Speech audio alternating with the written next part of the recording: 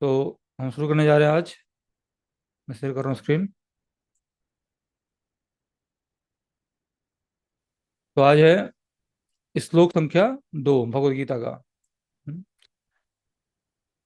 इसमें क्या है, संजय बोलते हैं, दृष्ट्वा तु पांडवानीकं व्यूढ़ं दुर्योधनस्तदा आचार्योपसंगम्य राजा वचनम अब्रवीत। शब्दार्थ। संजय उवाच, संजय ने कहा, दृष्ट्वा देखकर, तू लेकिन, पांडवानीकम पांडवों की सेना को, व्यूढ़म व्यूह रचना को, दुर्योधन राजा दुर्योधन ने, तदा उस समय, आचार्यम शिक्षक गुरु के, उपसंगम्य पास जाकर, राजा राजा, वचनम शब्द, अब्रवीत कहा। तो संजय ने कहा, हे राजन, पांडु पुत्रों द्वारा सेना की व्यूह रचना देखकर राजा दुर्योधन अपने गुरु के पास गया और उसने ये सब कहे। तात्पर्य श्री प्रभुपाद द्वारा, श्री प्रभुपाद की जय। धृतराष्ट्र जन्म से अंधा था। दुर्भाग्यवश वह आध्यात्मिक दृष्टि से भी वंचित था। वह यह भी जानता था कि उसी के समान उसके पुत्र भी धर्म के मामले में अंधे हैं, और उसे विश्वास था कि वे पांडवों के साथ कभी भी समझौता नहीं कर पाएंगे, क्योंकि पांचों पांडव जन्म से ही पवित्र थे। फिर भी उसे तीर्थ स्थान के प्रभाव के विषय में संदेह था। इसलिए संजय युद्ध भूमि की स्थिति के विषय में उसके प्रश्न के मंतव्य को समझ गया। अतः वह निराश राजा को प्रोत्साहित करना चाह रहा था। उसने उसे विश्वास दिलाया कि उसके पुत्र पवित्र स्थान के प्रभाव में आकर किसी प्रकार का समझौता करने नहीं जा रहे हैं। उसने राजा को बताया कि उसका पुत्र दुर्योधन पांडवों की सेना को देखकर तुरंत अपने सेनापति द्रोणाचार्य को वास्तविक स्थिति से अवगत कराने गया। यद्यपि दुर्योधन को राजा कहकर संबोधित किया गया है, तो भी स्थिति की गंभीरता के कारण उसे सेनापति के पास जाना पड़ा।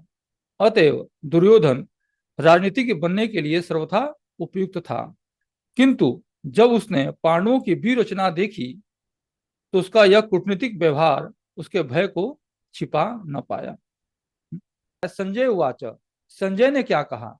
संजय ने कहा, है ना। तो पहले हम समझते हैं कि संजय कौन है। यहाँ पर संजय की चर्चा क्यों आती है? तो देखिए, संजय जो है गवलगण नामक सूत के पुत्र थे, इसलिए उनको गावलगणी भी कहते हैं। और चूंकि संजय को दिव्य दृष्टि प्रदान की गई थी वेद व्यास के द्वारा, तो जो संजय थे वो त्रिकालदर्शी थे और भूत भविष्य वर्तमान देख सकते थे। और चूंकि संजय जो है युद्ध के जो 10 दिन बीत चुके हैं, तो वो यहाँ पे आए हैं। और यहाँ पे आने के बाद वो जो है धृतराष्ट्र को युद्ध के मैदान का हाल सुना रहे हैं यहाँ पर। और जो और साथ साथ ये भी समझेंगे हम कि यहाँ जो संजय हैं धृतराष्ट्र के साथ तो थे ही, सारथी थे उनके, और साथ साथ वो पुराणों की जो कथाएं हैं ना वो सुनाया करते थे। किसको? धृतराष्ट्र को। और यहाँ तक कि महाभारत युद्ध की समाप्ति के बाद भी, 15 वर्षों के बाद भी, जब गांधारी, कुंती और संजय तीनों जब जाते हैं वन गमन की ओर, तो भी इनके साथ होते हैं यही जो है संजय।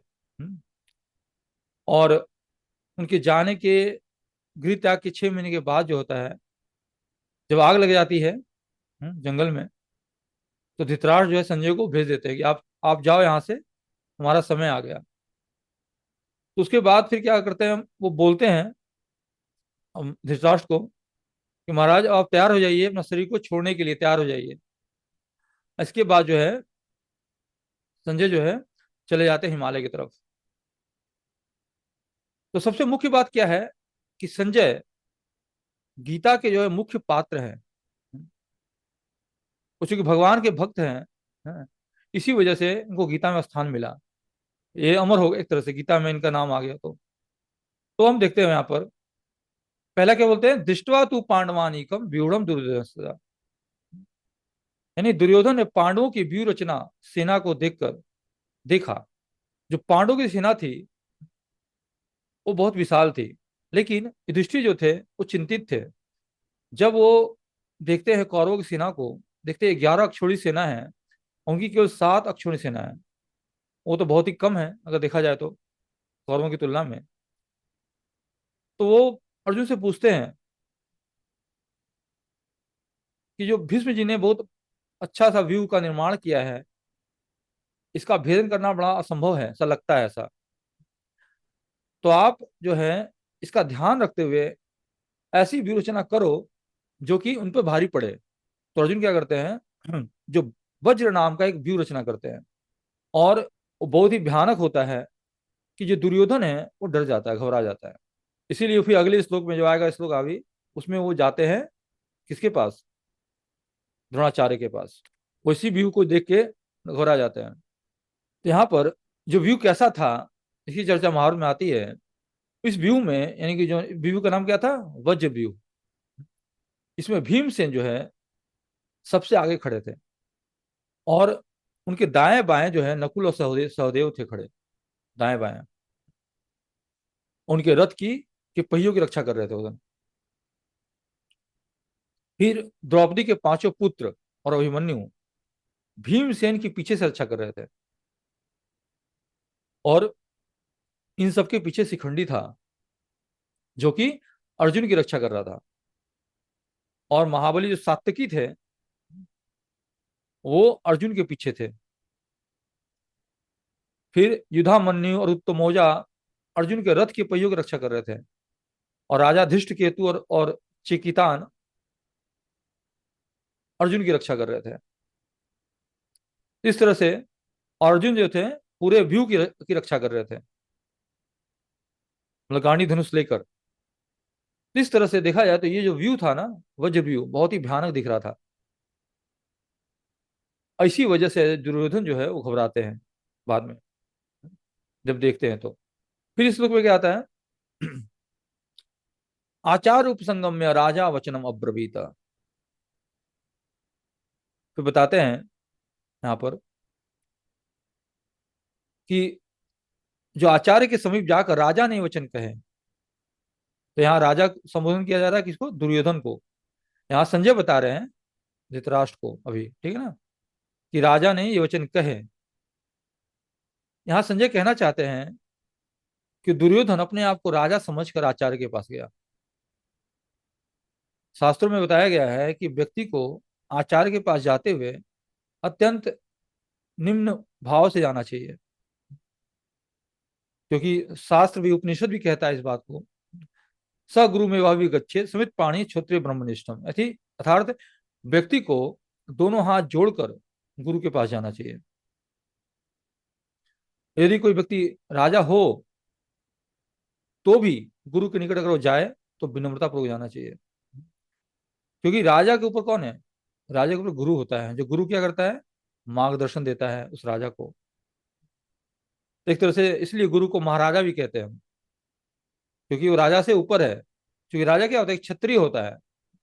क्षत्रियो में बहुत ज्यादा नीति की बातें, ज्ञान की बातें उसको पता नहीं होती। उसे कि केवल युद्ध कौशल पता होता है, क्योंकि रक्त उसका गर्म होता है, हाँ, तो तुरंत उतावला हो जाता है। लेकिन इसीलिए कहा गया शास्त्रों में कि एक क्षत्रिय को कोई निर्णय लेने से पहले अपने गुरु के पास जाना चाहिए। क्यों, कि गुरु जो होता है ब्राह्मण होता है, हाँ, उसे ऊंच नीच का ज्ञान होता है, और उसको सही राय दे सकता है। जब सही राय दे सकता है तो फिर वो अगर युद्ध करेगा, हाँ, तो युद्ध में जीतने की संभावना बढ़ जाती है उसकी। इसीलिए एक राजा को पहले गुरु के पास जाना चाहिए। और कैसे जाना चाहिए, विनम्रता पूर्वक हाथ जोड़ते हुए।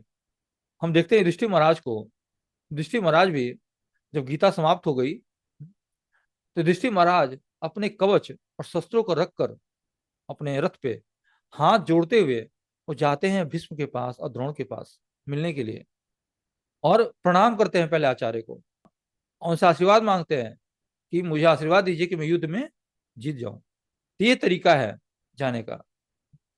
क्योंकि और भी कई शास्त्र हैं, हम अगर पढ़ेंगे चैतन्य चरितामृत, उसमें भी सनातन गोस्वामी जो हैं जब जाते हैं उनके महाप्रभु के पास, चैतन्य महाप्रभु के पास, तो भी वो हाथ जोड़ते हुए जाते हैं। आता है ये चैतन्य चरित मध्य लीला में आता है, अध्याय 20 में।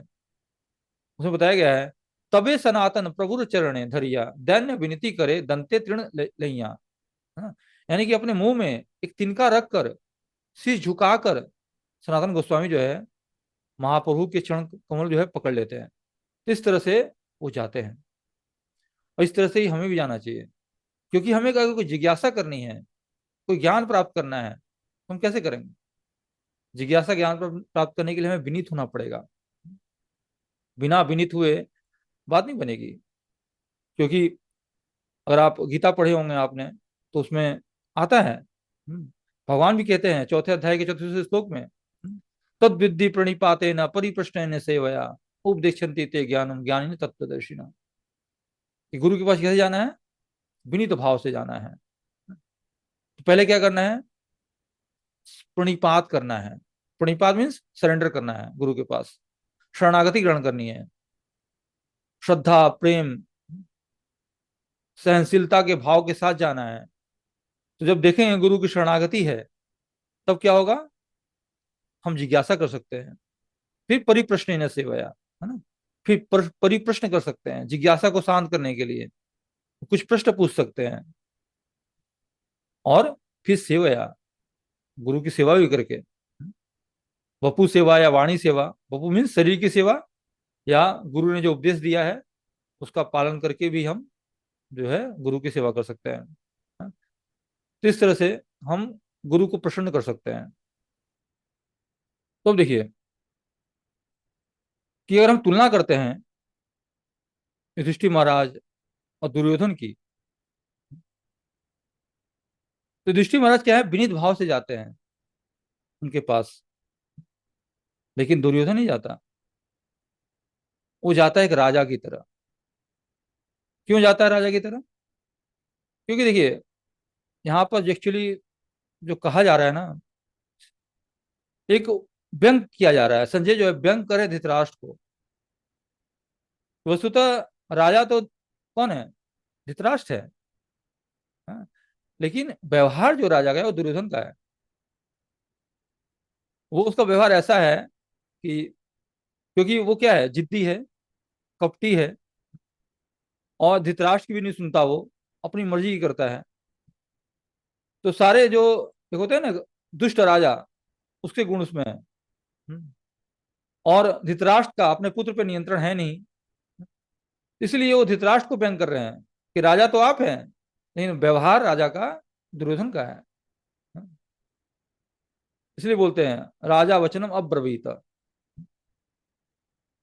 तो हमें जो यहाँ से ये शिक्षा मिलती है कि युधिष्ठिर जहाँ एक विनम्र राजा है, जो हाथ जोड़ के जाते हैं अपने जो श्रेष्ठ गुरुजन हैं, जो भीष्म पितामह हैं, उनसे आदेश लेने के लिए, जबकि दुर्योधन, हाँ, क्या करता है?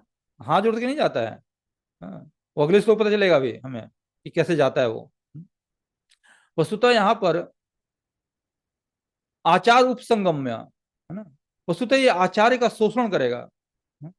जब व्यक्ति गुरु की बात को नहीं मानता और गुरु के आदेशों की अवहेलना करता है, तो वो गुरु का शोषण कर रहा होता है। इसलिए यहाँ क्या है, उपसंगम्य। और राजा वचनम अब्रवीत, तो यानी कि कौन से शब्द कहें? यहाँ पे आ रहा है ना, हे राजन, पांडु पुत्र द्वारा सेना की व्यूह रचना को देखकर दुर्योधन अपने गुरु के पास गया, उसने ये शब्द कहे। कौन से शब्द कहे? वो अगले श्लोक में आएगा। लेकिन वो गुरु के पास कैसे गया, क्या तरीका है, वो यहाँ पर धृतराष्ट्र को व्यंग से बता रहे हैं। यहाँ ये स्पष्ट हो जाता है तो से कि वस्तुतः राजा आप हैं, लेकिन राजा का जो व्यवहार है ना, वो दुर्योधन में दिख रहा है, दुष्ट राजा के व्यवहार एक तरह से। तो यहाँ पर ये कहना चाह रहे हैं। और एक चीज और यहाँ पर है, इस श्लोक के पहले, अब देखा जाए तो दुर्योधन क्या है, को एक भय सता रहा है। जब वो देखता है ये चक्रव्यूह, तो उसको भय होता है। और भय होने के कारण वो क्या करता है, पहले पांडवों का नाम लेता है, जो मैंने अभी नाम बताया ना अब आपको, कौन कौन नाम से लेगा। वो नाम लेगा अभी, भीम का लेगा, अर्जुन, अगले आने वाले कई श्लोकों में लेगा अभी वो, 3 से 11 श्लोक में नाम लेगा। भीम का, अर्जुन का, युधिष्ठिर का, विराट का, द्रुपद, धृष्टकेतु वगैरह बहुत से राजाओं का नाम लेगा।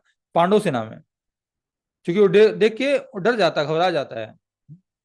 लेकिन बाद में जब वो द्रोणाचार्य से मिलता है तो द्रोणाचार्य यह ना समझ ले कि वो भयभीत है, तो वो नाम लेता है अपने पक्ष का भी कि मेरी सेना में भी जो है महारथी हैं, स्वयं आप हैं, यानी कि द्रोणाचार्य आप भी हैं, भीष्म है, कर्ण है, कृपाचार्य है, अश्वत्थामा है, विकर्ण है, भूरिश्रवा है, जो युद्ध में सदैव सदैव विजयी रहे हैं।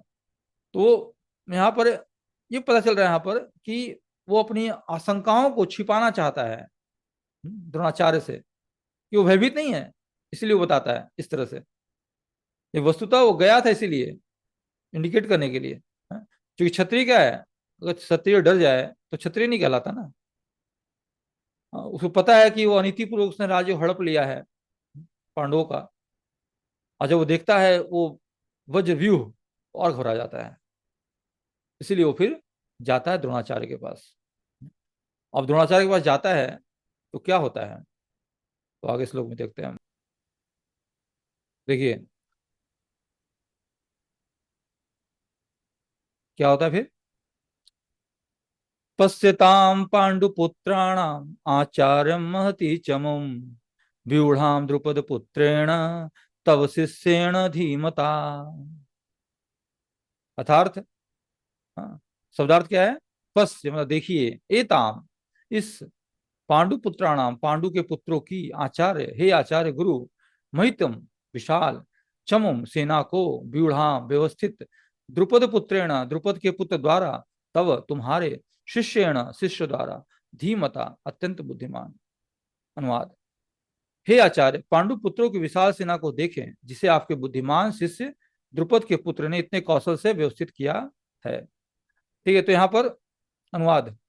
परम राजनीतिज्ञ दुर्योधन महान ब्राह्मण सेनापति द्रोणाचार्य के दोषों को इंगित करना चाहता था। अर्जुन की पत्नी द्रौपदी के पिता राजा द्रुपद के साथ द्रोणाचार्य का कुछ राजनीतिक झगड़ा था। इस झगड़े के फलस्वरूप द्रुपद ने एक महान यज्ञ संपन्न किया, जिससे उसे एक ऐसा पुत्र प्राप्त होने का वरदान मिला जो द्रोणाचार्य का वध कर सके। द्रोणाचार्य इसे भली भांति जानता था, किंतु जब द्रुपद का पुत्र धृष्टद्युम्न युद्ध शिक्षा के लिए उसको सौंपा गया, तो द्रोणाचार्य को उसे अपने सारे सैनिक रहस्य प्रदान करने में कोई झिझक नहीं हुई। अब धृष्टद्युम्न कुरुक्षेत्र की युद्ध भूमि में पांडवों का पक्ष ले रहा था, और उसने द्रोणाचार्य से जो कला सीखी थी उसी के आधार पर उसने यह व्यूह रचना की थी। दुर्योधन ने द्रोणाचार्य की इस दुर्बलता की ओर इंगित किया, जिससे वह युद्ध में सजग रहे और समझौता न करे। इसके द्वारा वह द्रोणाचार्य को यह भी बताना चाह रहा था कि कहीं वह अपने प्रिय शिष्य पांडवों के प्रति युद्ध में उदारता न दिखा बैठे। विशेष रूप से अर्जुन उसका अत्यंत प्रिय एवं तेजस्वी शिष्य था। दुर्योधन ने यह भी चेतावनी दी कि युद्ध में इस प्रकार की उदारता से हार हो सकती है। ठीक है ना, तो यहाँ पर समझते इसको हम क्या कहा जा रहा है। देखिए, पश्यताम पांडुपुत्राणाम आचार्य महति चमु। तो देखिए, पहले हम इसे समझते हैं कि संदर्भ क्या है इसका। ठीक है, देखिए भगवत गीता प्रथम अध्याय में दो बातें बताई गई थी कि क्या मेरे पुत्रों ने और पांडु के पुत्रों ने क्या किया। तो यहाँ पर जो ये शब्द स्टार्ट हो रहा है ना, दुर्योधन, कौरव के पक्ष से दुर्योधन की बात की जा रही है यहाँ पर। पूरी गीता में दुर्योधन की चर्चा हो रही है देखा जाए तो, और पांडव के पक्ष से अर्जुन की चर्चा हो रही है। क्योंकि दो मुख्य पात्र हैं यहाँ पर। क्योंकि पांडव में अर्जुन श्रेष्ठ है, भगवान कह चुके गीता में ही। हाँ, और दुर्योधन तो चूंकि प्रिय है आपको धृतराष्ट्र का, और चूंकि सबसे बड़ा पुत्र है, इसी वजह से दुर्योधन की ही चर्चा आती है हर जगह यहाँ पर। और चूंकि धृतराष्ट्र के जो बाकी पुत्र थे वो अभक्त थे, और चूंकि जो श्रेष्ठ था वो दुर्योधन था, इसी वजह से इसकी चर्चा की गई है। और दुर्योधन चूंकि कलयुग का अवतार भी है, और कलयुग का काम ही होता है भाई में, पुत्र पति पत्नी में मतभेद उत्पन्न करना। हाँ, जिससे कि परिवार जो है बिखर जाए, टूट जाए। तो एक तरह से भगवान की सहायता करने के लिए उसका भी अवतार हुआ है। भले वो अभी असुर है, असुर की भूमिका में है, बात अलग है। लेकिन जो पात्र है, हाँ, कलयुग का पात्र क्या है, दुर्योधन है। इसीलिए उस संसार का भार हल्का करने के लिए ही वो अवतरित हुआ है द्वापर युग में। तो अब यहाँ पर प्रश्न उठता है, यहाँ पर पश्यताम पांडु पुत्राणाम आचार्य मतिम चमु, बोलते हैं ना, दुर्योधन कहता है द्रोणाचार्य से। अब देखिए यहाँ पर वो शब्द नहीं आया कि दुर्योधन वाच, ये शब्द नहीं आया। नहीं, चूंकि अब यहाँ पर संजय बता रहे हैं दुर्योधन के बारे में कि क्या उसकी चल रहा है युद्ध के मैदान में। क्योंकि 10 दिन युद्ध बीत चुका है, अब पिछला जो है वो सब बता रहे हैं यहाँ पर। भीम जो भीष्म है वो धराशायी हो चुके हैं। अब बता रहे हैं यहाँ पर कि पहले दिन क्या हुआ। तो पहला दिन क्या था, मार्ग 6 था महीना, 81 तिथि थी जब ये चर्चा हुई, भगवान ने गीता सुनाई उस दिन। तो यहाँ पर जो है दुर्योधन अब द्रोणाचार्य से कहते हैं कि पांडवों की महान सेना को देखिए। यहाँ पर एक्चुअली देखिए, मतलब उसने पहले व्यू जो रचना है, वज्र व्यू जो है, उसको देखा और फिर वो द्रोणाचार्य के पास गया। यहाँ तो ये नहीं बताया गया किस प्रकार गया, हाथ जोड़ के गया कि धनुष रख के गया, ये नहीं बताया गया है। लेकिन इसने प्रणाम नहीं किया आचार्य को, इससे स्पष्ट होता है। और यहाँ पर वो भी कह चुके हैं संजय भी कि वो राजा की भांति गया।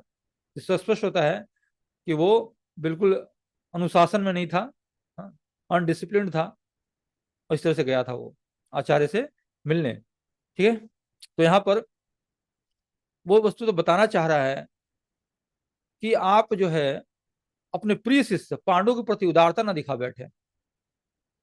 क्योंकि पांडव में जो अर्जुन है वो आपका प्रिय भी है और तेजस्वी भी है, तो कहीं ना कहीं वो द्वेष की भावना उत्पन्न करना चाहता है। और कलयुग का प्रभाव भी देखा जाए तो यही होता है। कलयुग का लक्षण क्या है, भाई में भतीजा में जितने भी लोग हैं सब में द्वेष उत्पन्न करना, काम क्रोध लोभ मोह मन माश्चर्य जो है उत्पन्न करना आपस में, अधर्म को बढ़ाना, उसका एक गुण है कलयुग का। जैसे हम लोग हरि नाम लेते हैं तो क्या होता है, कलयुग का प्रभाव दूर होता है, कलयुग नजदीक नहीं आता है। लेकिन कलयुग भी देखता है कि हमारी अगर किसी की साधना अच्छी नहीं चल रही है, हरि नाम अच्छा नहीं चल रहा है, तो उस पर अटैक करता है, उसके प्रभाव को क्षीण करता है। तो यहाँ पर जो है दुर्योधन जो कलयुग का प्रभाव, कलयुग का है अवतार, तो यहाँ पर वही प्रभाव दिखाना चाह रहा है। हाँ? जो क्यों दिखाना चाह रहा है द्रोणाचार्य के पक्ष में, क्योंकि द्रोणाचार्य जो है धर्म का साथ ले रहे हैं। मानते हो गुरुजन है, लेकिन वो चूंकि साथ ले रहे हैं तो कहीं ना कहीं कोई अधर्म कार्य करे या अधर्म का साथ में हो तो भी वह धर्म ही कहलाएगा। भीष्म पितामह भक्त थे, लेकिन चूंकि उनका साथ दे रहे हैं तो अधर्म का साथ दे रहे हैं एक तरह से।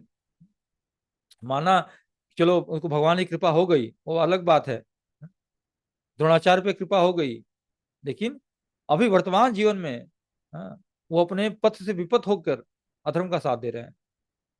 और कलयुग का कार्य है कि जो भगवान के शरणागत नहीं है, क्योंकि भगवान का अवतार धर्म की रक्षा के लिए होता है, और चूंकि धर्म के पक्ष में नहीं है तो निश्चित रूप से जो है हमें वो जो है उसका साथ देंगे, मतलब द्रोणाचार्य को पथ भ्रष्ट करेंगे, है ना। तो यहाँ पर ये समझ में आता है। और साथ ही साथ इंडिकेट करते हैं यहाँ पर व्यूढ़ाम द्रुपद पुत्रेण तव शिष्येण धीमता, आता है ना। यानी कि अपने बुद्धिमान शिष्य जो है द्रुपद के पुत्र धृष्टद्युम्न, उसको देखिए। क्योंकि यहाँ पर व्यंग कर रहे हैं ये भी, क्योंकि इसके पीछे कहानी है। कहानी ये है कि द्रोणाचार्य और द्रुपद जो मित्र होते हैं आपस में गुरुकुल में जब पढ़ते थे, तो और जो मित्र जो छोटे थे दोनों, तो द्रुपद जो है द्रोण से कहते हैं कि आगे चलकर जब मैं बड़ा होऊंगा और पिता का राज्य मुझे मिलता है तो मैं आधा राज्य आपको दे दूंगा बाद में। क्योंकि द्रोण एक तपस्वी थे तो उनको किसी राज्य की प्राप्त करने की कोई अभिलाषा नहीं थी, है ना। ऐसे ब्राह्मणों की रुचि नहीं होती धन वैभव ऐश्वर्य में। लेकिन फिर भी जब बड़े हुए, हाँ, तो द्रुपद तो राजा बन गए, लेकिन दो द्रोण थे वो एक निर्धन ब्राह्मण थे। ब्राह्मण के ऊपर संतुष्ट थे, लेकिन चूंकि निर्धन थे तो एक बार क्या हुआ कि जो उनका पुत्र है अश्वत्थामा, उसको भूख लगी, और चूंकि दूध भी उपलब्ध नहीं था, हो सकता है गाय भी ना हो, इतने निर्धन थे, तो वो उनको अपने मित्र की याद आती है द्रुपद की, और जाते हैं एक बार अपने द्रुपद मित्र के पास। उनसे ये सोच के जाते हैं चलो मैं जाऊंगा तो गाय जो है दान में ले लूंगा। लेकिन जो द्रुपद होते हैं वो चूंकि क्षत्रिय गुण है ना, क्षत्रिय में गुण में क्या होता है रजोगुणी होते हैं, तो कहीं ना कहीं रजोगुण प्रधान होता है। तो उन्होंने उसका स्वागत नहीं किया, क्योंकि जब धन बल ऐश्वर्य आ जाता है जीवन में, तो हर कोई भूल जाता है पुरानी चीजों को। वो जो नीचे कोटि के लोग हैं उन पर ध्यान नहीं देता। इसी प्रकार जो द्रुपद है, उन्होंने भी इनका स्वागत ठीक से नहीं किया और इनका अपमान किया। और जब इन्होंने याद दिलाया कि मैं आपका मित्र हूं और आपने वचन दिया था बचपन में गुरुकुल में, तो बोलते हैं कि देखो उस वक्त मैंने वचन दिया था क्योंकि उस वक्त हम समान अवस्था में थे, हमारी और आपकी स्थिति समान थी। लेकिन अब मैं राजा हूं और तुम क्या हो, भिखारी। तो मित्रता जो होती है बराबर वालों में होनी चाहिए। जब ये सुना द्रोण ने तो अत्यंत दुखी हुए और उनको अपमानित किया उन्होंने। हाँ, और वो खाली हाथ लौट के आ गए। और फिर बाद में द्रोण जो है कुलगुरु बनते हैं हस्तिनापुर के। हाँ, और फिर शिक्षा देते हैं जब पांडवों को और कौरवों को दोनों एक साथ। जब गुरु दक्षिणा की बात आती है तो वो बोलते हैं अर्जुन को खासकर कि अर्जुन, आप मेरा एक काम करो, मैं गुरु दक्षिणा में यही मैं आपसे मांगता हूं कि जाओ और द्रुपद को हरा दो, उसका राज्य जो है छीन लो उससे। और अर्जुन वही करते हैं और युद्ध में हरा देते हैं द्रुपद को और द्रुपद को बंदी बना के ले आते हैं। और फिर याद दिलाते हैं द्रोणाचार्य कि तुमने मुझे कहा था ना कि मित्रता बराबर वाले में होती है, तो अब तो तुम भिखारी हो गए हो, मैं राजा हो गया हूँ, क्योंकि तुम्हारा राज्य मेरा हो गया अब। लेकिन मैं तुम्हारी तरह नहीं हूं, मैं अपना आधा राज्य तुम्हें देता हूं। अब क्या हो गया, हम दोनों बराबर हो गए, तो हम फिर मित्रता कर सकते हैं। हाँ, अब मित्रता हमारी बराबर हो गई, इक्वल हो गई। लेकिन ये इस बात का वो बुरा मान जाते हैं द्रुपद, और संकल्प करते हैं मन ही मन कि मैं इसका दंड जरूर दूंगा। और इसी कारण से हाँ, ऊपर ऊपर तो दिखाते हैं कि मित्रता है, सब कुछ है, लेकिन अंदर अंदर वो द्वेष करने लगते हैं वो द्रुपद। और इसी वजह से जो है वो यज्ञ करते हैं, हाँ, पुत्रष्टि यज्ञ। और यहीं से जो है उनका एक पुत्र उत्पन्न होता है धृष्टद्युम्न। और द्रौपदी भी इसी यज्ञ कुंड से उत्पन्न होती है, धृष्टद्युम्न पुत्र के रूप में। और ये होता है तो धृष्टद्युम्न जो है इसका आह्वान किया जाता है किस लिए, द्रुपद को मारने के लिए वस्तुतः, कि ऐसा पुत्र हो जो द्रुपद को मार सके। और बाद में क्योंकि ऊपर ऊपर तो नाटक कर रहे हैं ना कि मित्र हैं हम, तो बाद में द्रुपद जो है अपने पुत्र को द्रोणाचार्य के पास लाते हैं शिक्षा के लिए कि आप शिक्षा दीजिए इसको। और चूंकि ब्राह्मण थे, आत्मज्ञानी थे, उनको पता था कि ये जो है द्रुपद ने इस धृष्टद्युम्न को मेरे लिए उत्पन्न किया है, मुझे मारने के लिए उत्पन्न किया है। फिर भी उसको ज्ञान देते हैं, शिक्षा देते हैं। तो हम समझ सकते हैं कि द्रोणाचार्य की स्थिति क्या होगी। और एक ब्राह्मण का कर्तव्य भी होता है, वो किसी द्वेष नहीं करता, वो सब कुछ भगवान को समर्पित करके केवल अपना कर्तव्य निभाता है, ड्यूटी निभाता है अपना, किसी आसक्ति नहीं रखता। उसको पता है कि जन्म मृत्यु जो है ये सब क्षणिक है। जन्म मृत्यु जरा व्याधि जो है एक प्रारब्ध से मिलता है। वो चाहते तो वो भी, जैसे कंस था, तो कंस क्या करता था, कृष्ण को मारने के लिए कई प्रयास किए उसने, जब पता चल गया कि ये मेरी मृत्यु का कारण है तो। लेकिन यहाँ पर द्रोणाचार्य ने ऐसा कुछ नहीं किया, क्योंकि उनके लिए शत्रु मित्र और मित्र सब समान था, जन्म मृत्यु समान था, मान अपमान समान था ना? और जब द्रोणाचार्य ने हराया द्रुपद को, तो शिक्षा देने के लिए था कि आप कहीं ना कहीं गलत हो, मित्रता आपको निभानी चाहिए थी। क्योंकि एक ब्राह्मण एक गुरु भी होता है ना, उसका कर्तव्य हो जाता है कि वो क्षत्रियों को, जो उसके नीचे के लोग हैं, क्षत्रिय वैश्य शूद्र जो भी है, उनको सही रास्ता भी दिखाए। इसीलिए उन्होंने जो है युद्ध में जीता था उसको, द्रुपद को शिक्षा देने के लिए। क्योंकि चूंकि द्रुपद की मानसिकता क्षत्रिय वाली थी, लेकिन उसने उसका उल्टा समझा। है ना। इससे पता चलता है कि द्रोणाचार्य क्या थे, आत्मनिष्ठ ब्राह्मण थे, शरीर के लेवल से ऊपर की स्थिति थी उनकी। इसी वजह से उन्होंने, धृष्टद्युम्न को पता था इनका ये मेरी मृत्यु का कारण बनेगा, फिर भी उन्होंने उनको शिक्षा दिया। और बाद में हम देखते भी हैं, महाभारत में आता है कि द्रोणाचार्य की मृत्यु भी होती है धृष्टद्युम्न के हाथों। छल से ही होती है, लेकिन होती है। और इसके अलावा इस श्लोक में क्या क्या है, एक और चीज है, दुर्योधन की कूटनीति। कूटनीति क्या है भाई, जैसे मैंने बताया आपको ना, वो द्रोणाचार्य के दोषों को इंगित करना चाहता है। दोष क्या है? वही कि आपने जिसको ज्ञान दिया, जिसको शिक्षा दिया आपने, द्रुपद पुत्र आ रहा है ना शब्द, हाँ, वही आपके लिए मृत्यु के रूप में खड़ा है। मतलब व्यू जो इसने रचा है, ये जो वज्र व्यू, क्योंकि धृष्टद्युम्न ने रचा था ना वो वज्र व्यू, क्योंकि वो सेनापति था। हाँ, ये निश्चित रूप से है कि अर्जुन की आज्ञा से किया, अर्जुन के आत्म निरीक्षण में किया उसने ये बनाया व्यू। लेकिन बनाया व्यू किसने? धृष्टद्युम्न ने। तो यह वही इंडिकेट यहाँ पर कर रहा है कि देखिए द्रुपद पुत्र को, ये जिसने आपको, जो आपका शिष्य है, जिसको आपने पढ़ाया, वही आपके विपरीत खड़ा है।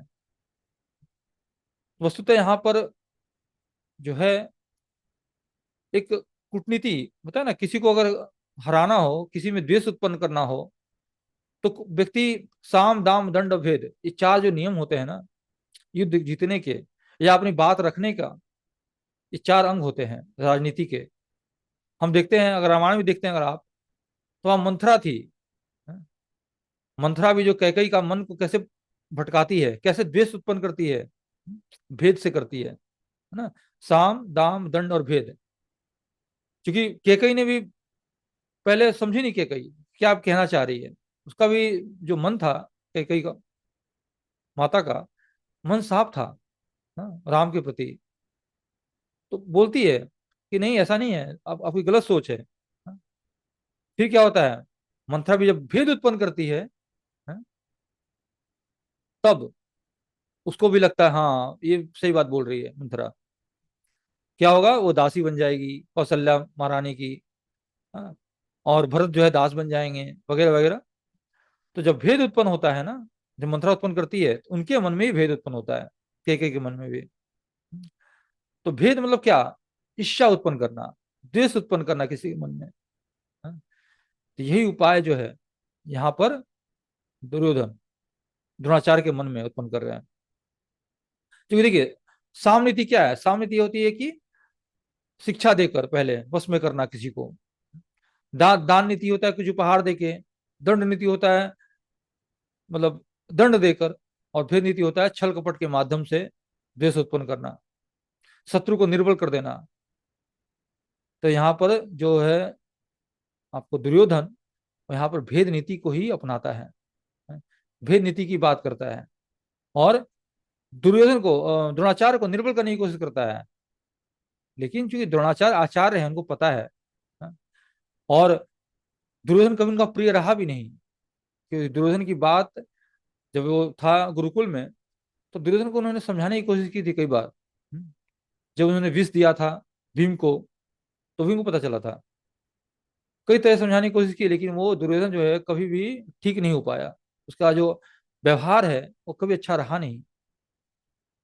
उनको पता था कि दुर्योधन की स्थिति क्या है, और भी उनको पता है कि छल से दुर्योधन ने ये चीज हथियाया है, राज्य, धन, ऐश्वर्य पांडवों का छीना है।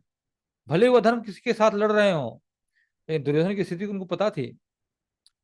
तो ये भेद नीति जो है उन पर काम तो आया नहीं, लेकिन कम से कम इससे ये पता चल जाता है कि दुर्योधन की मनस्थिति क्या थी। इस तरह से यहाँ पर जो है दुर्योधन की कूटनीति, हाँ, भी पता चलती है। ये व्यक्ति को तभी अपनाना चाहिए, हाँ, जब ये तीनों अंग काम ना कर रहे हैं। लेकिन कलयुग में तो हम देखते हैं कि साम दाम दंड तो लगभग लुप्त ही हो चुका है। भेद नीति जो है प्रचंड है, और इसकी शुरुआत दुर्योधन ने की थी। क्योंकि कलयुग का प्रारंभ होने वाला था जब ये घटना घटी। इससे पता चलता है कि दुर्योधन की मनस्थिति क्या है, उसकी कूटनीति क्या है, और किस तरह से वो द्रोणाचार्य को जो है पांडवों के प्रति द्वेष उत्पन्न करने की कोशिश करता है। तो ये जो है इस श्लोक का भाव है। कोई कोई प्रश्न है किसी का, कुछ भी? Any any questions? Hare Krishna प्रभु जी, धन्यवाद, प्रणाम प्रभु जी। इस प्रभु माता जी जी। आप इतना सुंदर समझाते हो, समझ में तो सब कुछ ही आ जाता है प्रभु जी। लेकिन प्रभु जी जैसे बोलते हैं, जैसे द्रोणाचार्य जी हैं, हाँ। तो मतलब वो तो ब्राह्मण है, तो कहते हैं कि पहले के जमाने में तो जो ब्राह्मण होते थे उनके पास धन होता था। फिर वो हम्म। ब्राह्मण है तो भी उनके मन में मतलब दूसरे के प्रति द्वेष आना, ईर्ष्या आ जाना। तो अगर हम किसी को बताएं तो वो तो सीधा हमको ये कहते हैं, वो भी तो ऐसे थे। हमने अगर किसी से ईर्ष्या करी या बदले की भावना रखी तो क्या गलत किया? तो हम उन्हें बोलते तो एक लीला थी। तो इसको मतलब हम कैसे समझे कि जब कुछ गलत को सही हो रहा तो उसे हम लीला कह देते हैं? तो हम कैसे सीखेंगे? अगर आप हमें गुरु के रूप में ना मिलते तो हम इनको नहीं समझ पाते कि लीलाएं थी, हमें ही समझाने के लिए है। लेकिन सामने वाले को हम कैसे बताएं कि वो ब्राह्मण हो गए, उन्होंने मतलब इस तरीके से किया? उनको नहीं करना चाहिए था, मतलब कि देश भावना नहीं रखनी चाहिए थी। अगर उनके दोस्त ने उन्हें धोखा दिया तो उन्हें शांति से रहना चाहिए था, अपना ही मतलब कि कुछ कमा लेना चाहिए था, या फिर कैसे भी धन की प्राप्ति करनी चाहिए थी प्रभु जी। नहीं नहीं, मैंने बताया ना कि द्रोणाचार्य ने द्वेष नहीं किया। उनका कर्तव्य था कि अपने मित्र को अगर भटक गया हो रास्ते से तो उसको सही रास्ते पे लाना है। क्योंकि मित्र, पुत्र, पत्नी, जो भी उसका अधीनस्थ है, वो रास्ते से भटक जाए तो किसी न किसी तरह से उसको रास्ते पे लाना चाहिए, शिक्षा देनी चाहिए, है ना। तो जब देखा कि ये जो मेरा मित्र जो है, वो मित्र मानते थे ना, वो भले मित्र न माने, द्रोणाचार्य मित्र मानते थे उनको।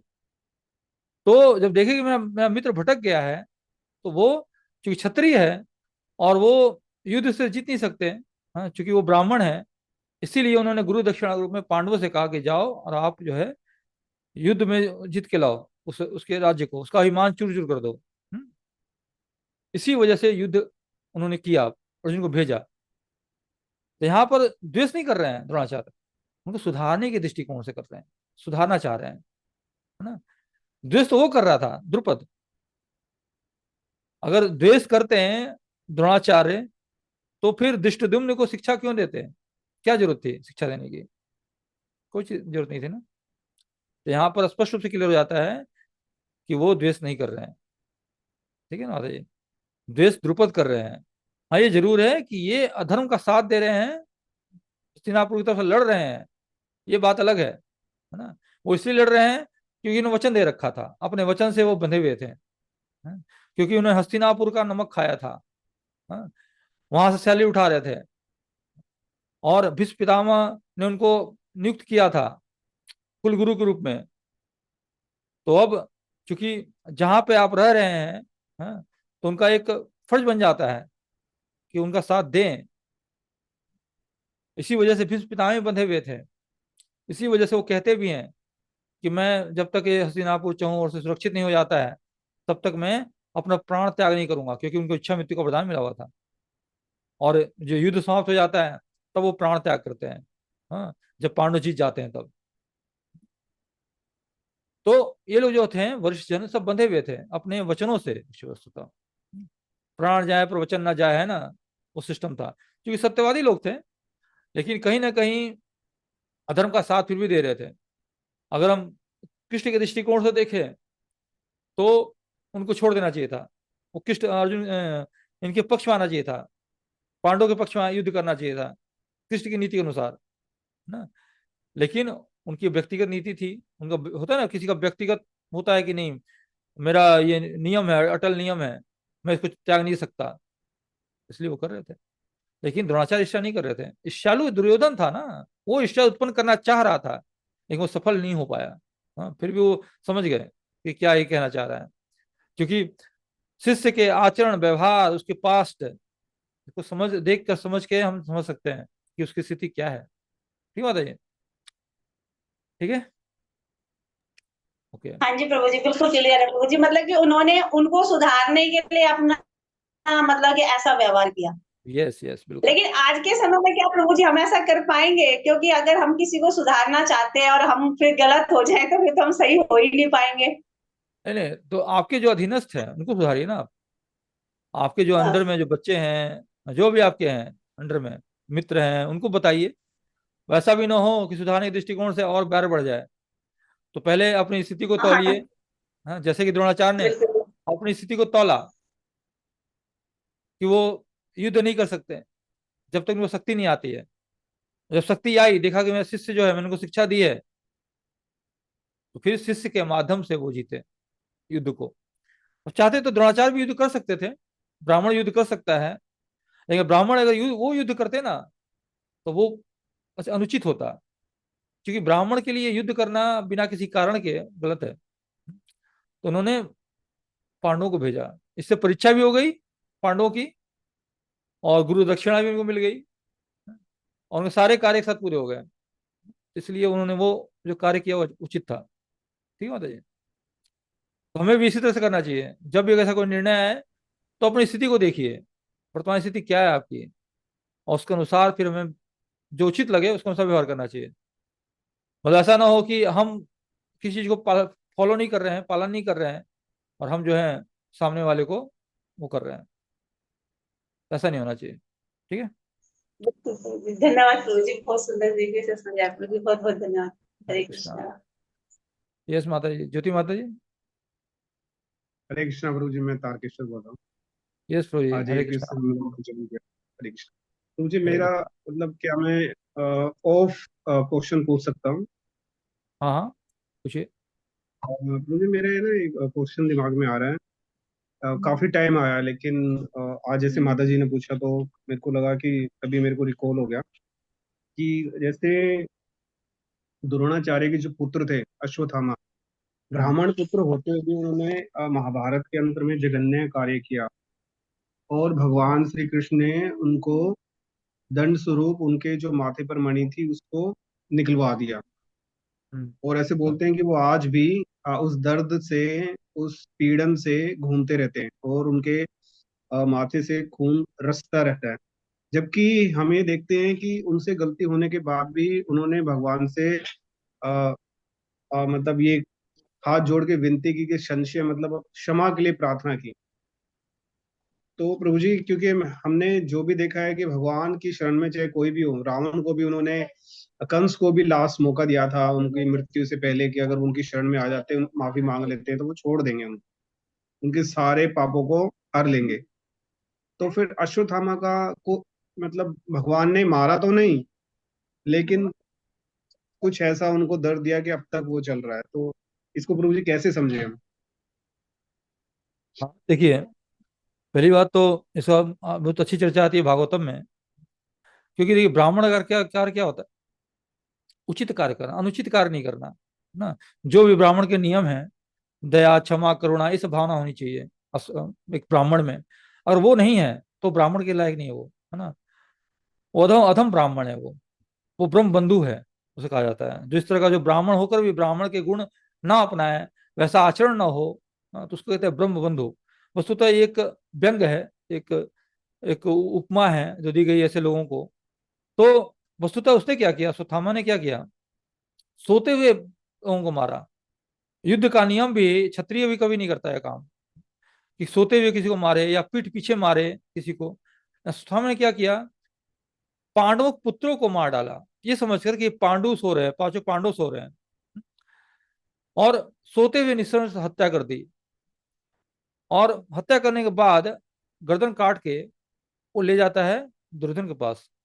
दुर्योधन भी जब देखता है ना तो बिल्कुल खुश नहीं होता, वो नाराज होता है अश्वत्थामा को देखकर। तो घोर अपराध किया, घोर पाप है। तो प्रशंसा नहीं करता वो तो बेचारा खुद लेटा हुआ था, उसको कष्ट हो रहा था, जंघाओं में चोट लगी हुई थी, भीम ने मार दिया था उसको। हाँ, वो सोचा कि दुर्योधन खुश हो जाएगा, लेकिन वो उल्टा उसको डांटता है कि तूने गलत कार्य किया। और जब द्रौपदी देखती है कि मेरे पुत्र को किसने हाल किया, और पता चलता है कि अश्वत्थामा ने किया, तो बोलती है कि जाओ उसको पकड़ के लेके आओ, मैं उसका वध करूंगी। अर्जुन जाता है और लेके आता है उसको।